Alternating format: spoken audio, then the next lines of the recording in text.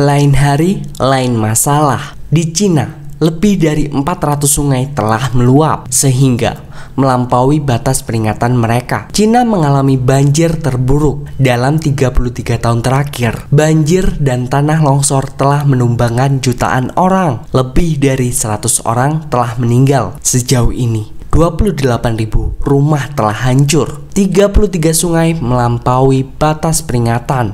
Peringatan telah dikeluarkan pada 433 sungai. Banjir terjadi di sepanjang daerah yang dilalui Sungai Yangtze. Ketinggian air sungai meluap akibat curah hujan tertinggi yang terjadi belakangan ini.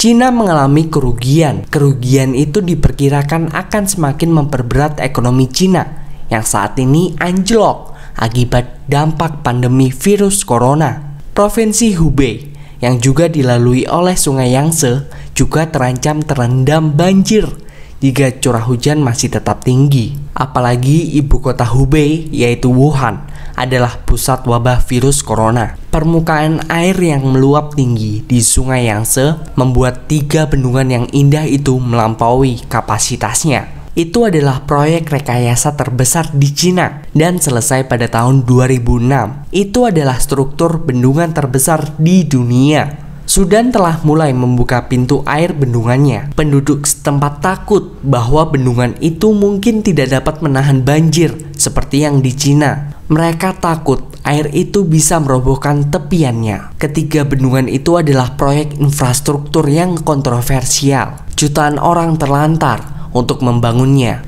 Dilaporkan sekitar 600 km wilayah itu dihancurkan untuk membangun bendungan dan fasilitas pembangkit listrik tenaga air ini. Ada pengunjuk rasa dalam oposisi, tetapi Partai Komunis Cina memilih untuk mengabaikannya. Sekarang, alam sedang menguji apa yang disebut infrastruktur Cina. Hubei belum pulih dari kerusakan coronavirus, tetapi sekarang banjir dan potensinya yang berkepanjangan dapat menyebabkan kekeringan dahsyat lagi di Cina. Peristiwa ini tidak disiarkan oleh semua media di Indonesia. Anda tahu, media Indonesia saat ini selalu menyiarkan kabar tentang kerusakan Amerika. Sedangkan banjir di Cina, pemalsuan barang di Cina, pembunuhan umat Islam di Cina, media Indonesia tidak menyiarkan berita ini secara rinci. Bahkan ada beberapa berita disiarkan namun is not real. Coba Anda ingat dengan kasus kematian George Floyd, banyak dimuat oleh media Indonesia. Bahkan hingga acara pemakamannya juga diberitakan. Kami curiga apakah semua media di Indonesia sudah dibayar oleh Partai Komunis Cina sehingga keburukan Cina tidak akan pernah disiarkan oleh media Indonesia.